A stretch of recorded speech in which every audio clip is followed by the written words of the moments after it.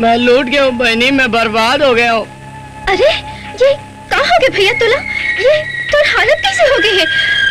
अब मैं क्या बताऊं बहनी, मैं तो सब गहना लेके जात रहे हो तो रास्ता में मला लुटेला मर मिल गए और अतेक मार मारिस के मोर सबो हड्डी पसली के कचूबर निकाल डारिस और तोर सबो गहना लूट के ले गए।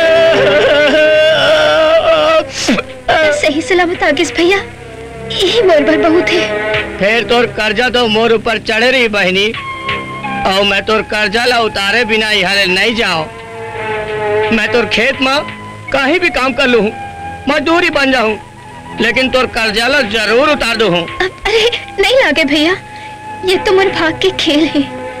अपन आदमी लगवा दे तब जीवन के दुख ला लेके कहा बैठा भैया। तब बोले तोर सबो कामला में अपन हाथ में लेवा था। आज से मैं हर तोर किसानी कर हूँ।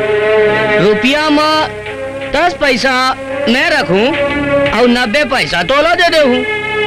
ठीक है भैया, जैसे तोर मन करते वैसने कर।